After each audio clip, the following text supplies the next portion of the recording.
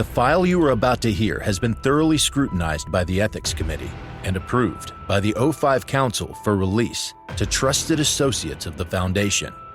This is SCP Unredacted.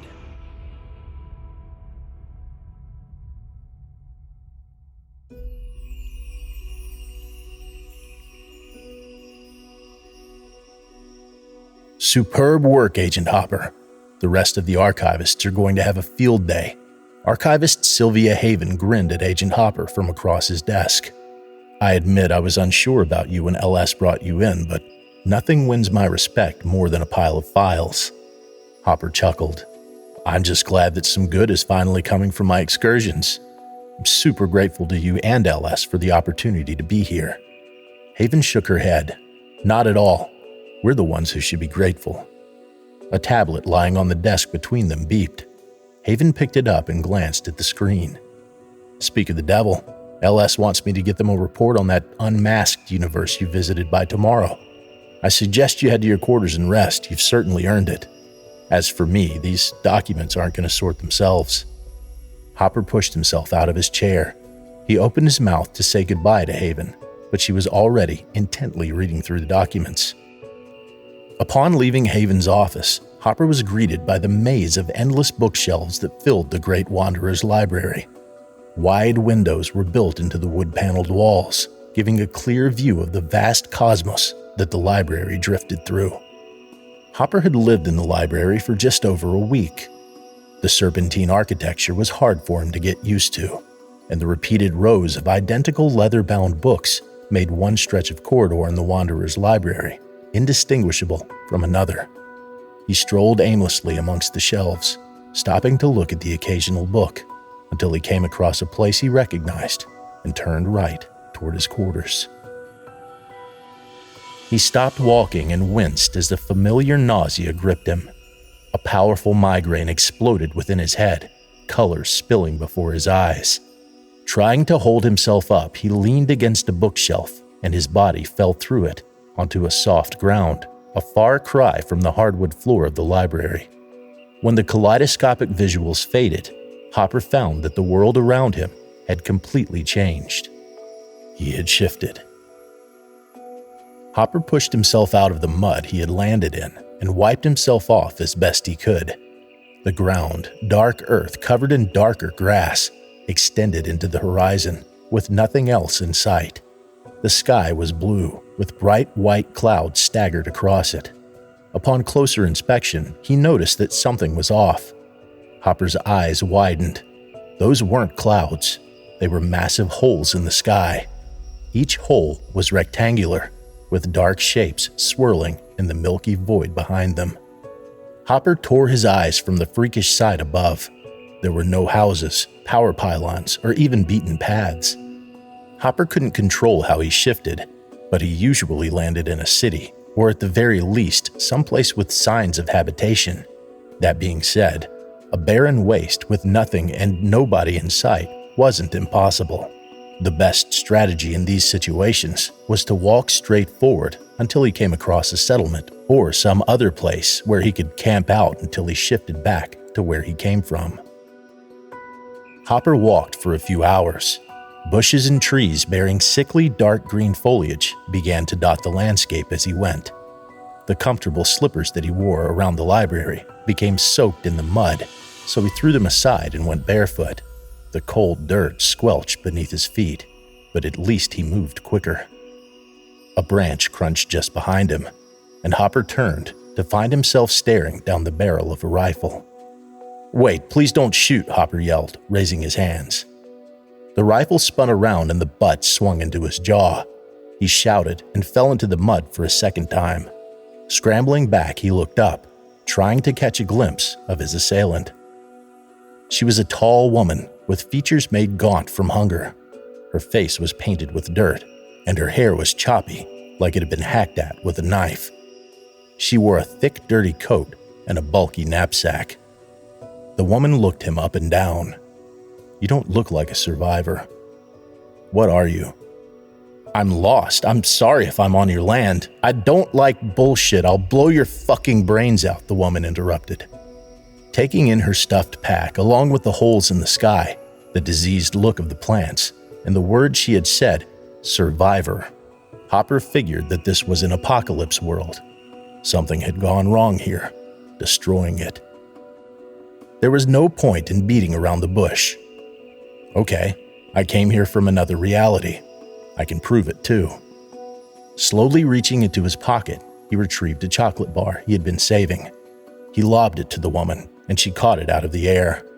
The rifle stayed trained on Hopper as she peeled the wrapper with one hand and wolfed it down. "Shit, that's good. Fresh, too," she said between bites. "Name's Misha." The rifle was lowered away from Hopper's face. "All right, I believe you. Weirder things have happened anyway." She firmly gripped Hopper's arm and hoisted him to his feet. "So what brings a tourist to this rat's nest of a reality?" "Well, it's a long story. I tend to randomly shift around between my home reality and others. I didn't want to go here, I just did." "Huh, what fun. I wish I could jump out of this universe." Misha slung the rifle over her shoulder and gestured for Hopper to follow. "Come on, tell me about yourself on the way. I got places to be." They set off in the direction of a cluster of disfigured trees.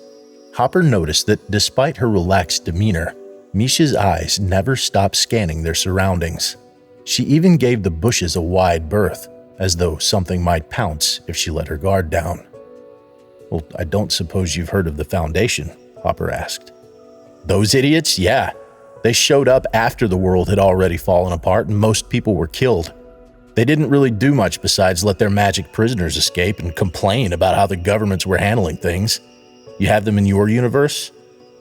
"Yeah, long story short, they tried to keep me contained, but I got away. I joined a group called the Serpent's Hand, and now I live in a massive library. I record information about the universes I go to for the Hand to archive." "Living in a library? And I thought my world was bad," Misha chuckled. "So if you have to get information for the Serpent's Hand, does that mean you're going to ask me irritating questions about my world?" "If it's fine with you." "God, yes. It's been so long since I've spoken to someone who wasn't homicidal." Misha grinned. "My name's Hopper, by the way." "Just Hopper? Doesn't sound like a first name." "My real name doesn't mean anything to me anymore. The name Hopper relates to how I hop between realities." She laughed. "That seems a bit dramatic if you ask me." "So pray tell, Hopper, how's my magnificent universe treating you?" "It's pretty ominous, to be honest. What's up with the holes in the sky? Are those normal?" "Those are our lovely reality rifts. Don't ask me why they're there or what they lead to. When they first appeared maybe 7 years ago, the British Air Force tried flying through them. A year later, their planes were found sticking out of a cliff face in Iceland." "Interesting." He gestured to a nearby tree, asking, "How about the plants? Do they normally look like this, or is that new?" "Since the sun got fucked, all the plants look like that. I'm no biologist, but I figure it does something to the chlorophyll." Hopper squinted up at the sun, shading his eyes with his hand. "I'm not seeing anything wrong with the sun." "Well, it moves around in the sky randomly. There was a fun period when it melted people to death, and hell, it even turned green for a year or two. You've just arrived, so you wouldn't know that the sun's been stuck at that point in the sky for the past 3 days." "How does that happen?" Misha rolled her eyes. "All I know is that it makes sleeping a bitch. I'm not exaggerating when I say this reality is ripped to shreds. I don't really know anything about what's happening. I just live here." "Is anyone else still alive out here, besides us?" "Probably a few here and there. When things got really bad, with insane people with superpowers, whole cities dying for no reason, and the Foundation fucking up royally, most really populated places were evacuated. I packed all my stuff and lived in a hut in the woods for a year, so I didn't know what was going on in the rest of the world. I didn't have any family left, and I wasn't really in a hurry to leave my cushy box of splinters. A few months ago, some major wildfires forced me to leave and get into a community with a few other people. Some stuff happened, we got attacked, and I was able to escape. All I've met since are a few crazies who tried to kill me, so I had to act first." She trailed off, and then they walked in silence.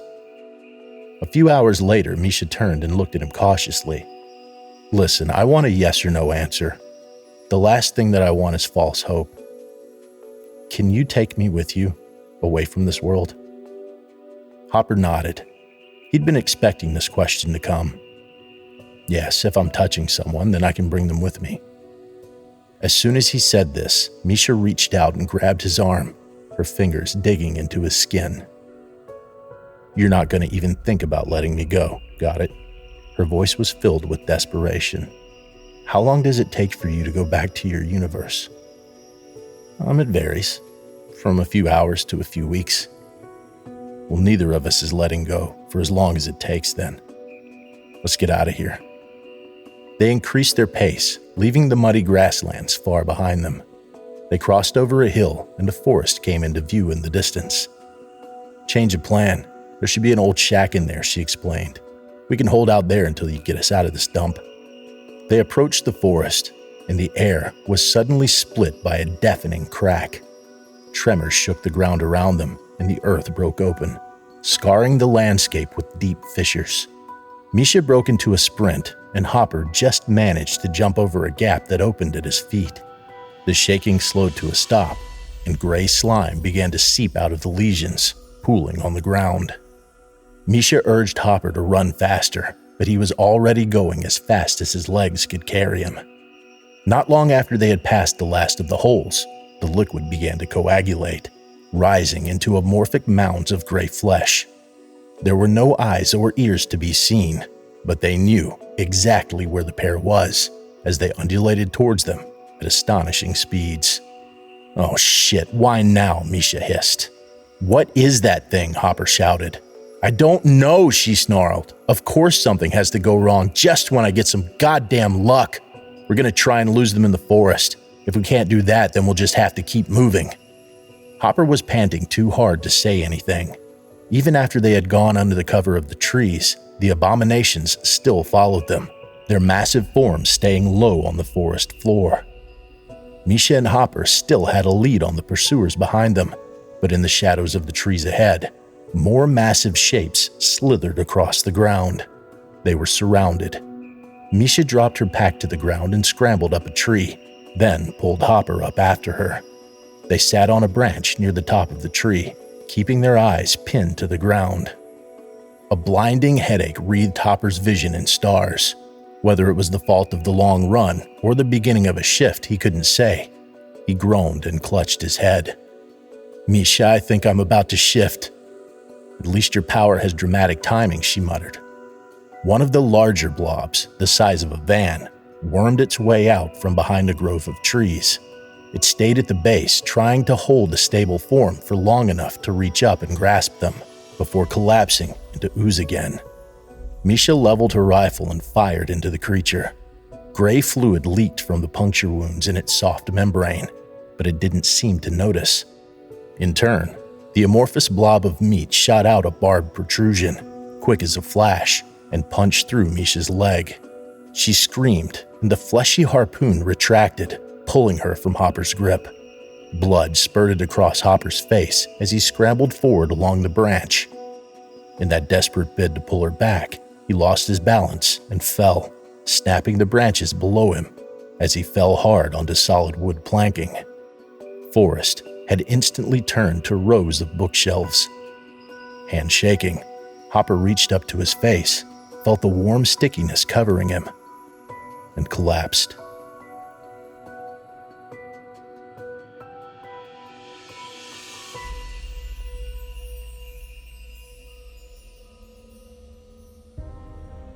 Thank you for listening.